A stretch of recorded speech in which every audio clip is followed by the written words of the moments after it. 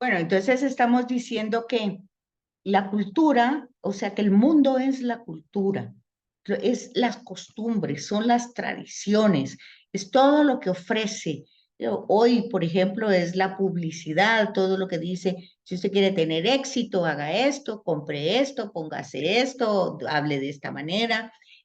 Yo estaba viendo un programa de televisión donde estaban como elogiando. Escriba usted cuál ha sido la mentira más grande y fabulosa que usted ha hecho en su vida. Entonces, bueno, pues ya se darán cuenta ustedes, pues a veces ya hasta uno termina riéndose. Ay, sí, es que yo tal cosa o tal otra, ¿verdad?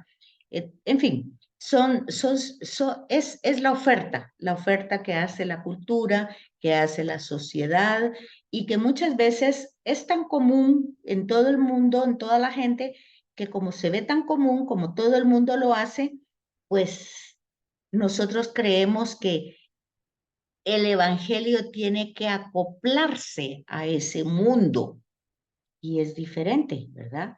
Es decir, el evangelio y la persona que vive el evangelio tiene que ir primero transformándose a sí misma de esto que va a decir justamente, este, espérenme un momentito que estoy dando entrada, si no entran, es justamente esto que dice en este discurso. Quien ama su cultura, sus tradiciones, quien eso es lo más importante, el que ama su vida, pues realmente el que está acomodado con todas sus costumbres. Así me enseñaron a mí desde pequeño, esto es lo que yo tengo que hacer porque así me dijeron. Entonces, cuando estamos así acomodados a eso, pues simple y sencillamente, pues se va a destruir, ¿verdad? Y sin embargo, el que odia, no es el que odia, o sea, acuérdense que no es literal, ¿verdad? No es odiar la vida, sino que realmente es luchar a veces contra esas propuestas, pues dice, pues va en ese camino angosto, porque no es fácil, hay que ir como batallando, viendo que a otros se le facilita hacer esto o aquello, y bueno, si todos lo hacen, ¿por qué no lo voy a hacer yo? O es que ya parezco tonta por no hacerlo, una cosa así. Bueno, pues entonces aquí más o menos les va dando la explicación, ¿verdad? ¿Por qué se hace eso? No se hace en primer lugar porque se cree que Jesús pues es quien dice que es, ¿verdad? Lo que estamos viendo aquí es Dios mismo que nos está diciendo pues que el mundo tiene sus propuestas, la cultura tiene sus propuestas, la sociedad lo tiene y, y que nosotros pues tenemos que ir discerniendo qué cosas discernir, qué cosas sí se pueden, qué cosas no. Acuérdense que eso lo mismo dice Pablo en las cartas, ¿verdad? Todo me es lícito, o sea, yo puedo hacer de todo, pero no todo me conviene. Entonces, todo eso es que uno tiene que discernir. Y para eso, pues, vamos a encontrar en el Evangelio de Juan, que es muy claro que no lo podemos hacer por nuestras propias capacidades, sino que necesitamos ese espíritu que es el amor entre el Padre y el Hijo, que no solo nos justifica ante el Padre, sino que nos da también, nos capacita para que nosotros podamos ir por ese camino angosto. Entonces, cuando se habla de logias, pues es comentarios que Jesús hace que son históricamente verdaderos.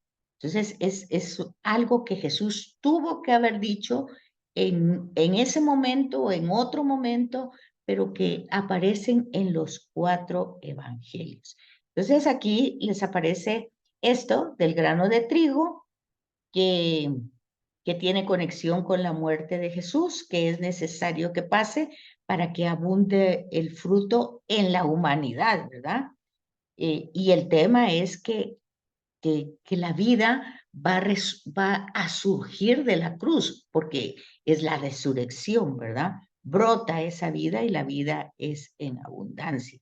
Es una pequeña parábola, pero que va teniendo ese sentido de explicación y que también ¿Por qué es un logión? Porque está en Marcos, en Mateo, a veces está en Lucas algunos y otros no. Entonces, por ejemplo, aquí el segundo, el que ama su alma, su vida, sus costumbres, sus tradiciones. Acuérdense que Pablo lo dice de otra manera. Pablo dice el que ama más a su, o los sinópticos, el que ama más a su padre, a su madre que a mí. O por ejemplo, Pablo lo dice, el que esté casado, que viva como que no está, bueno, y entonces cada quien lo va a decir de forma diferente, pero va a decir lo mismo, ¿verdad? Es decir, cuando nosotros le damos, pues ya parece que nos quedamos aquí para la eternidad, ¿verdad? Que todo, que esta es mi casa, que este es mi carro, que esto es mi, y que esto soy yo, y bueno, tanta cosa centrado en uno mismo. Pues eso es amar la vida, ¿verdad? Amar, pues no es que no hay que amar la vida se ama, es un don, es un regalo, pero no de una manera obsesiva, o como dijéramos, ¿qué otra palabra podríamos usar?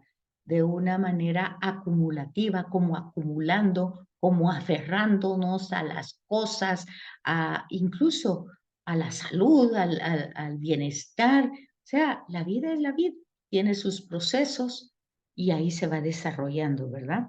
Entonces, eh, estas palabras las utiliza Jesús y están presentadas en los 4 evangelios.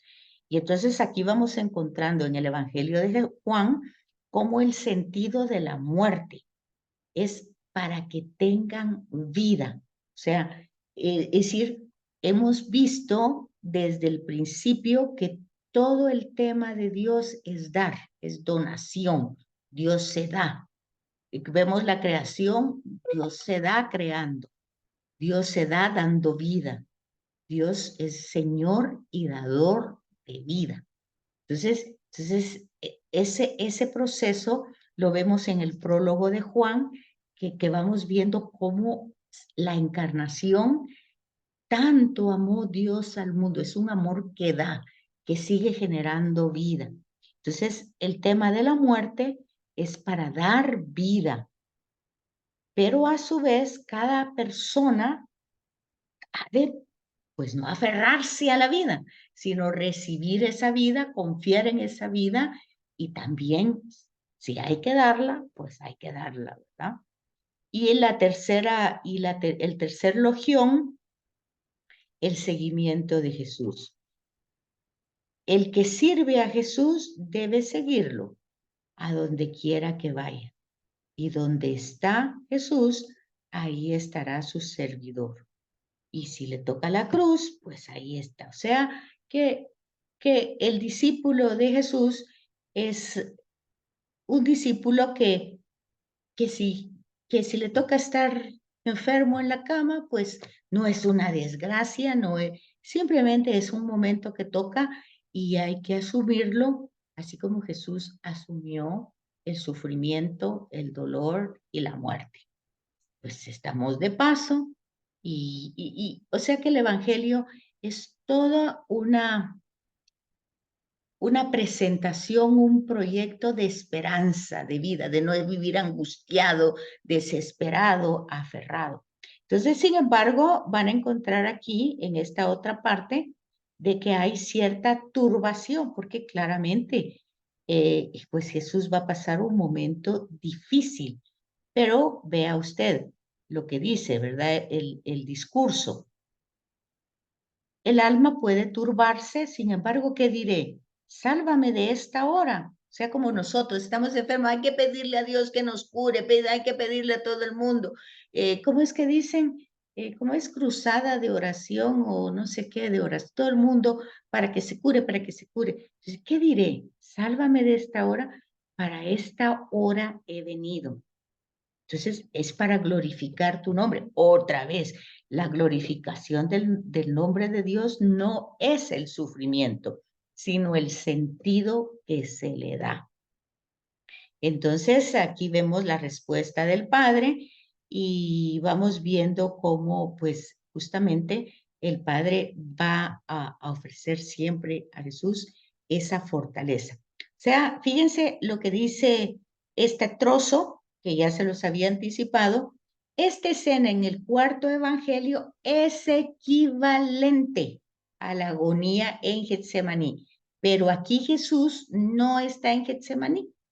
Si ustedes se dieron cuenta, ¿dónde es que está? Pues ahí tenemos que ver desde el principio y entrar otra vez en el contexto e ir viendo, Jesús empieza este discurso y entonces ustedes se dan cuenta de que es después de la resurrección de Lázaro y entonces empieza el discurso y empieza la segunda parte del Evangelio. Entonces, ¿cómo vamos hasta aquí? ¿Vamos bien? ¿Aló? Sí, vamos bien.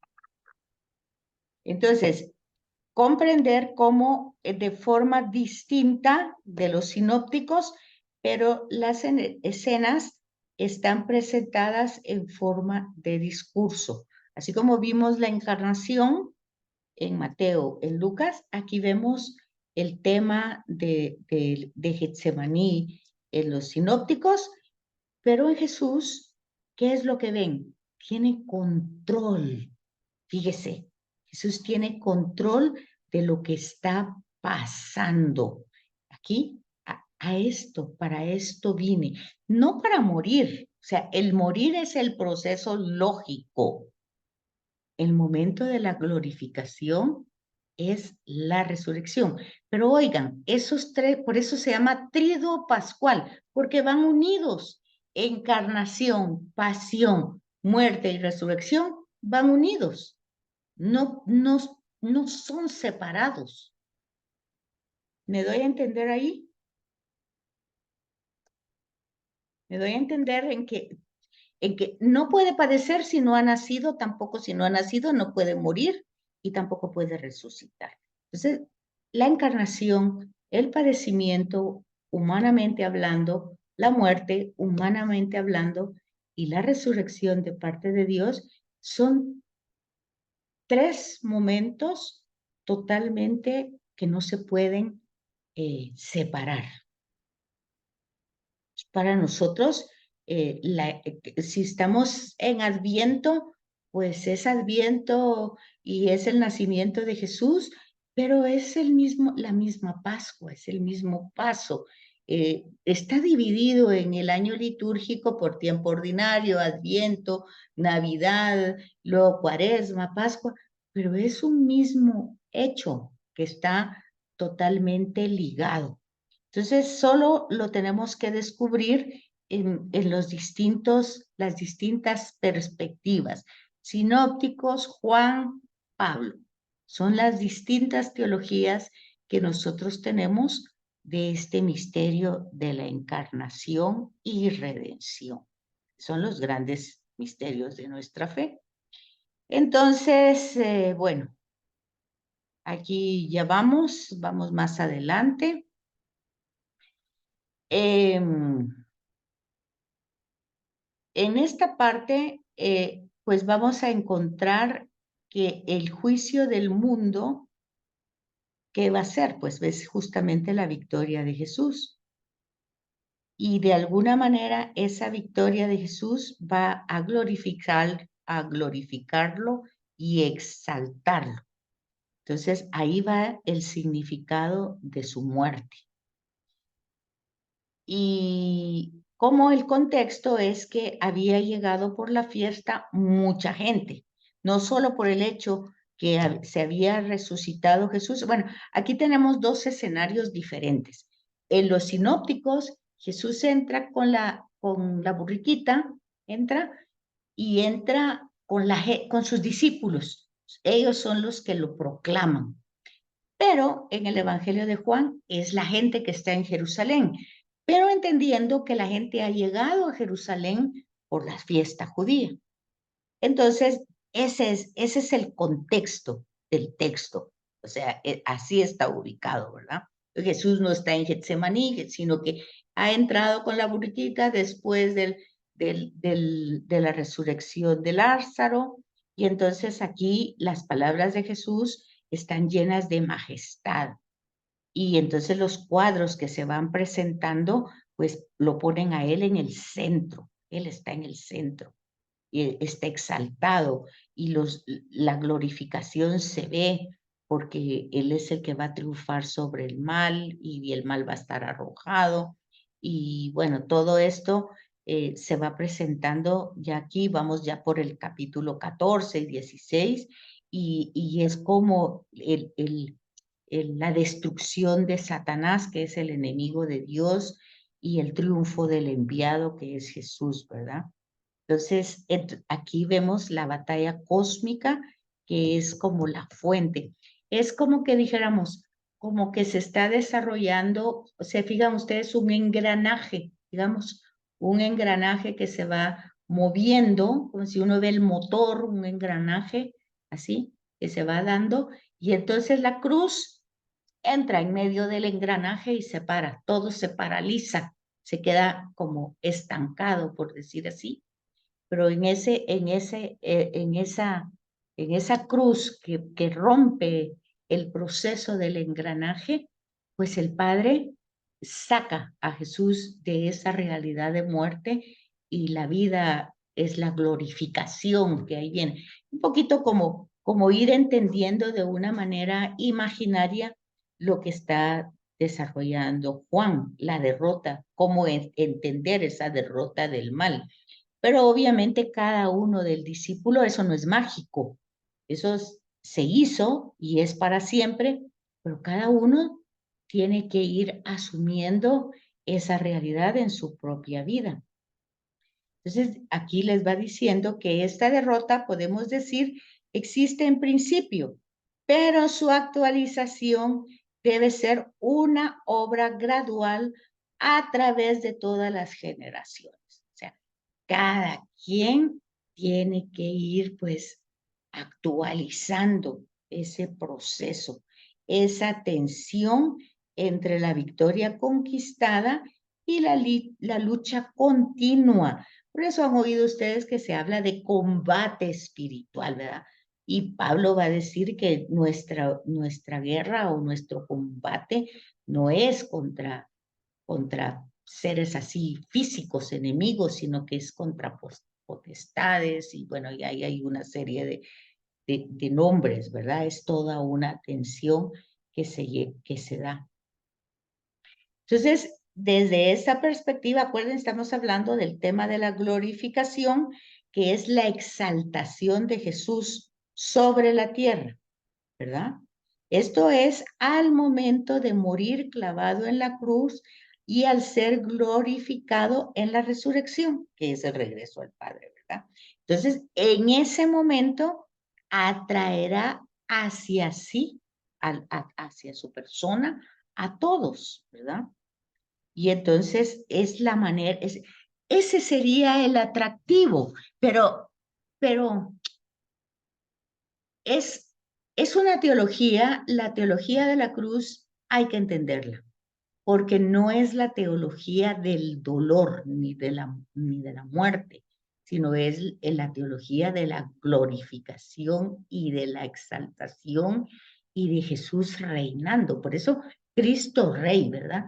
Cristo Rey, que es como termina el año litúrgico.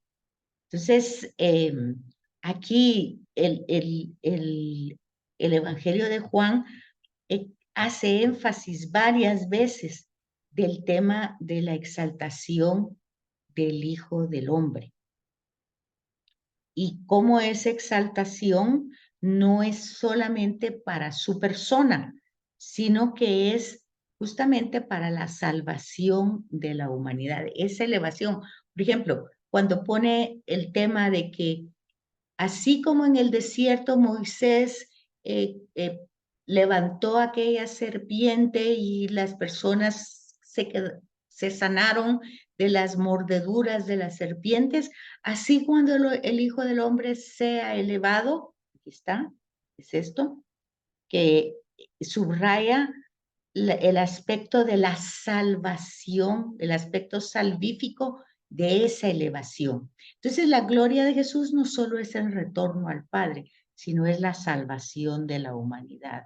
Y la segunda es que ya el juicio ya está hecho.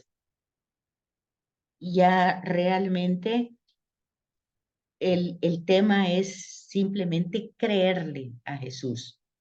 Ya el que le crea y el que haga todo su esfuerzo humano desde sus limitaciones, pero que lo haga con corazón sincero, pues ya se sabe hacia dónde se dirige.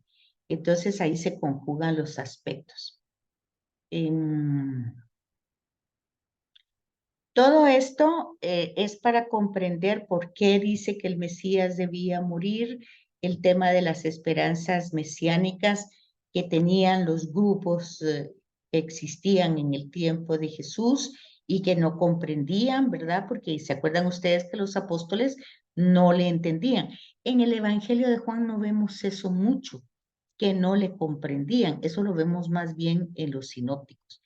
Lo que vemos en el Evangelio de Juan es cuando él hace el discurso del pan, que todos los discípulos se van y que Jesús se acerca a sus apóstoles y les pregunta, ¿ustedes también quieren irse? Entonces, pues ya saben ustedes que Pedro dice que no, ¿verdad? Que solo él tiene palabras de vida. Entonces, aquí tenemos muchas citas del Antiguo Testamento que se les va actualizando. Bueno, todo esto son discursos que van a ir sobre el mismo tema de la incredulidad que tienen los judíos, del rechazo que tienen hacia Jesús y luego hacia los cristianos, y eso pues está en el prólogo, ¿verdad? Vino a los suyos y los suyos no lo recibieron, pero a los que lo recibieron les dio el poder de ser hijos de Dios.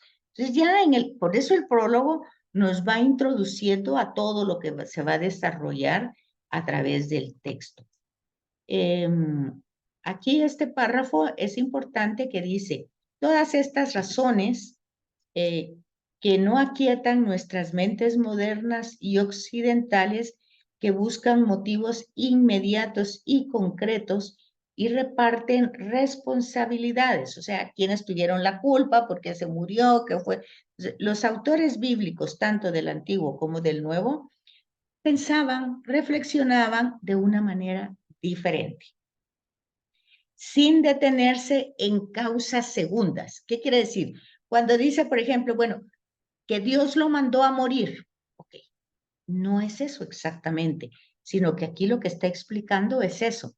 No hay causas segundas porque en la mentalidad de ese momento, pues Dios es el protagonista, el que dirige la historia y él conoce todos los procesos. Entonces, si muere es porque lo permite y si lo permite es porque lo quiere y si lo quiere es porque fue su voluntad.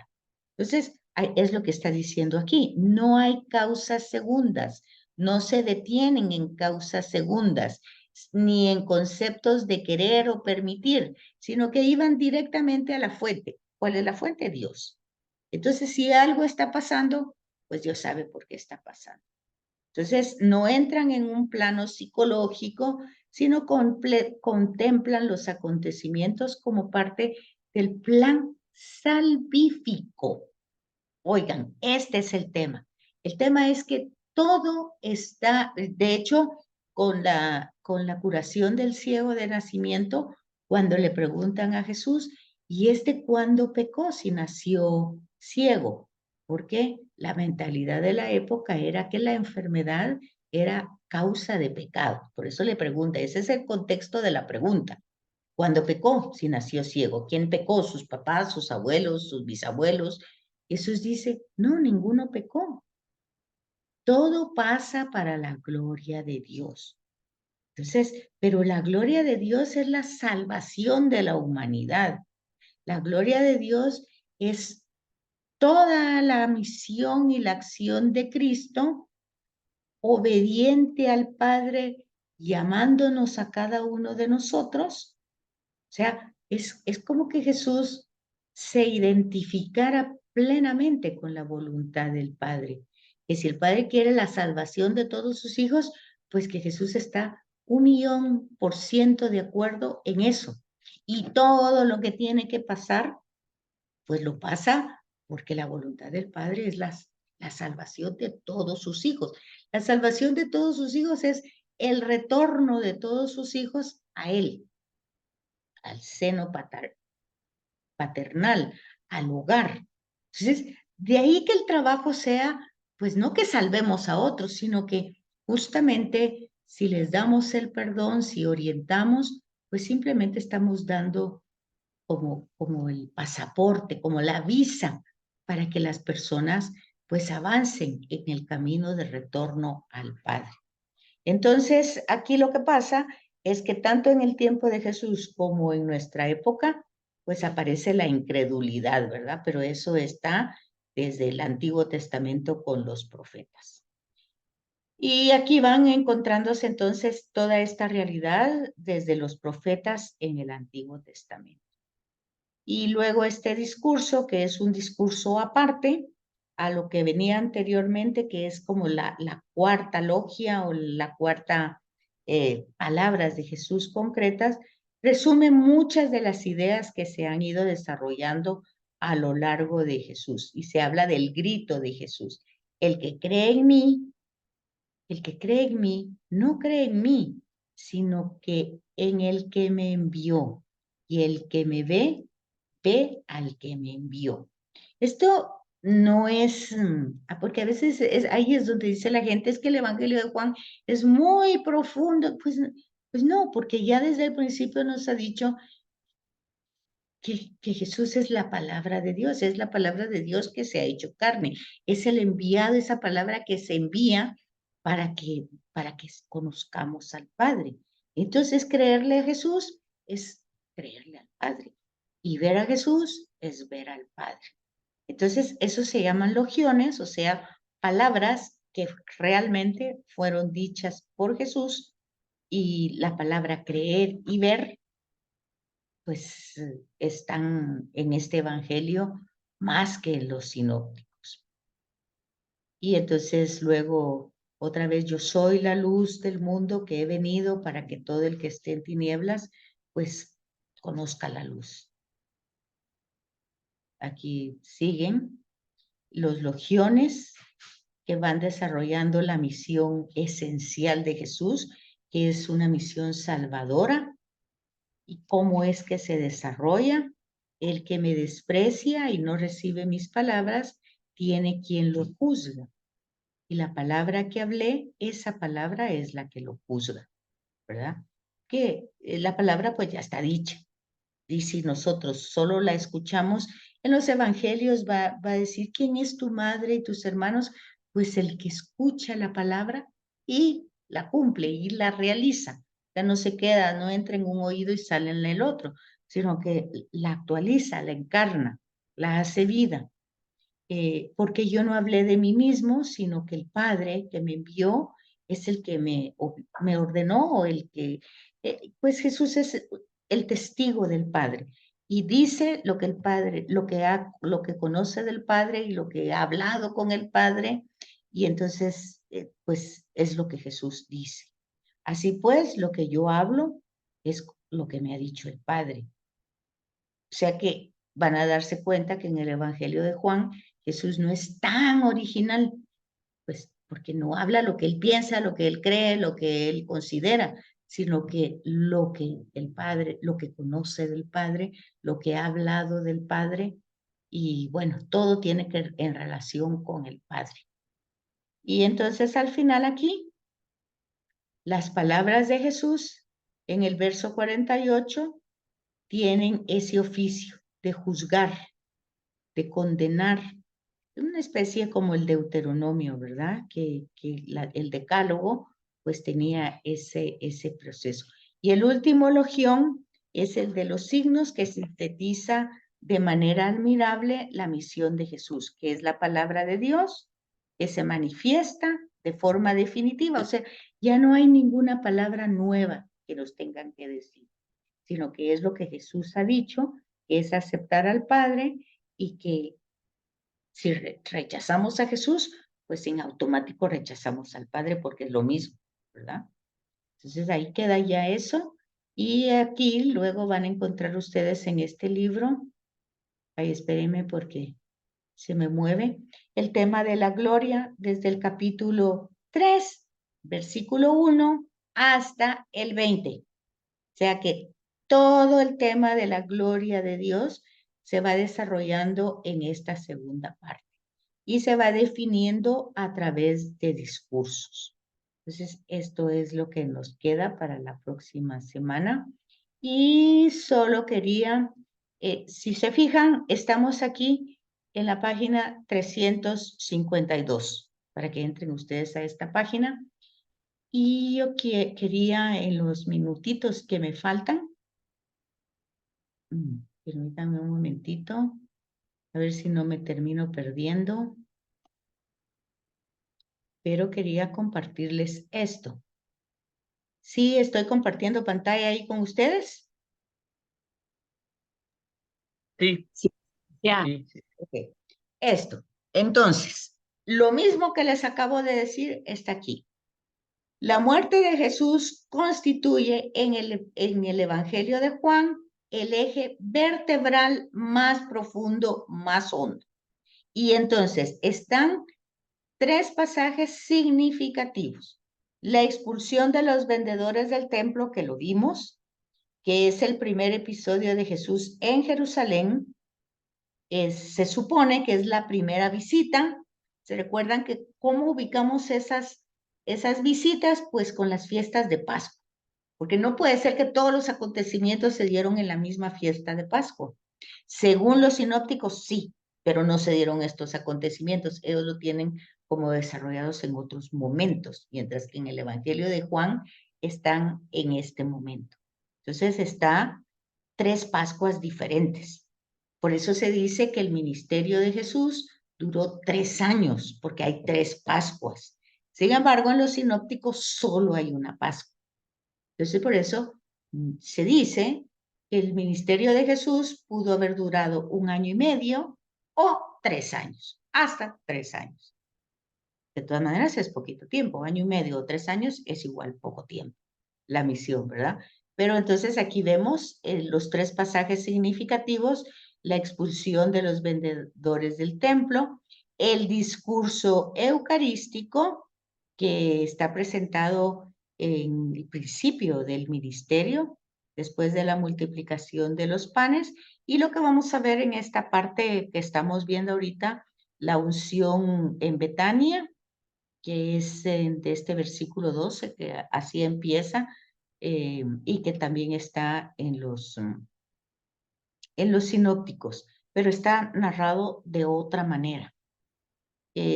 Entonces, habría que preguntar si hubo varias unciones o si solo fue esta en Betania, porque si ustedes se acuerdan, en los sinópticos está la unción cuando Jesús está en la casa de aquel fariseo, ¿verdad? Y llega aquella mujer y pues llora, es una pecadora que va a sus pies, llora y le pone la loción o el perfume. Bueno, entonces estos son los relatos de la exaltación. Jesús en vida es exaltado en esta unción, Jesús en vida es presentado como pan de vida y Jesús en vida es presentado como el nuevo templo de Dios. Ahí lo tienen.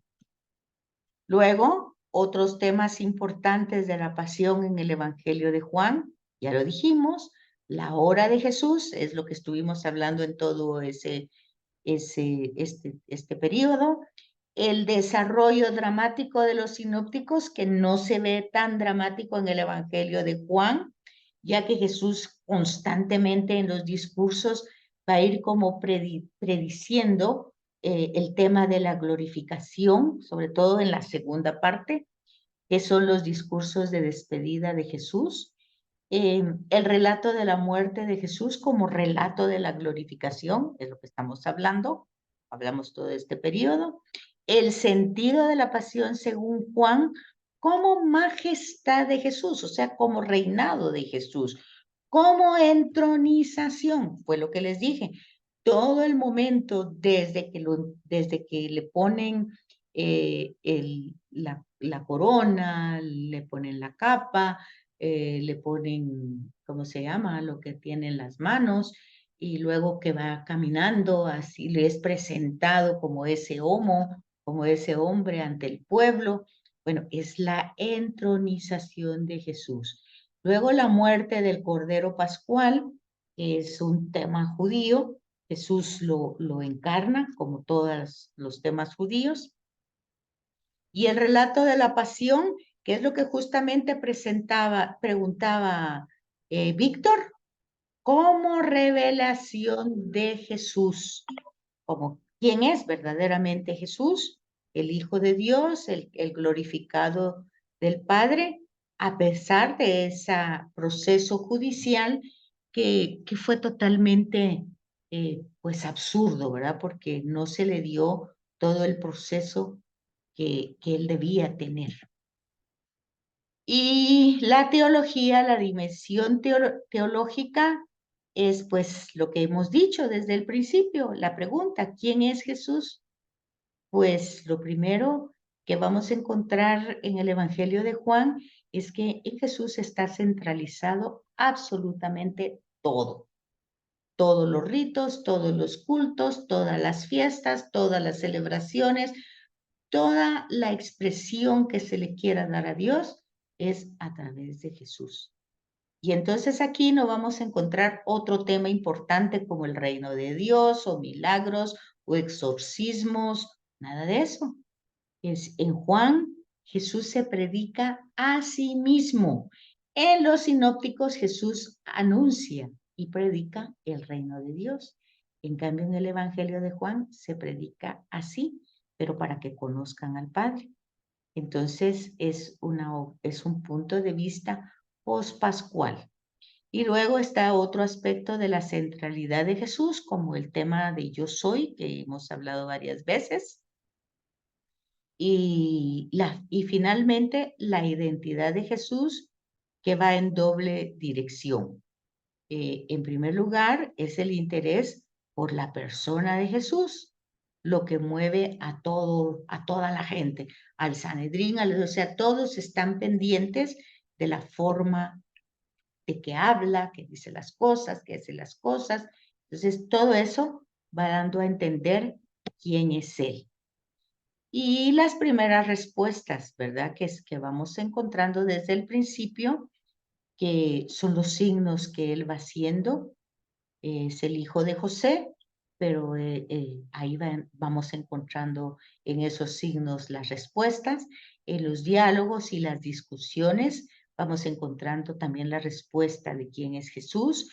En la muerte de Jesús, en el Evangelio de Juan, que es una parábola vivida, y Jesús como revelador, no solamente como revelación, sino como revelador. Bueno, queda ya un minuto.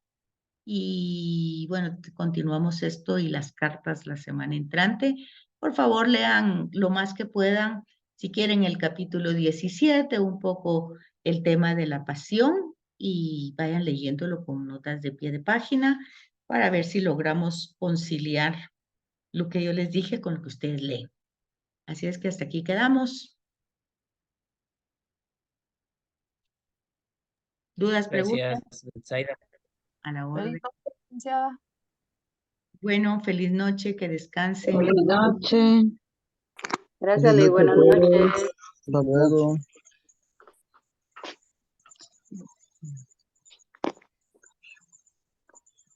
Bueno, que se quitó la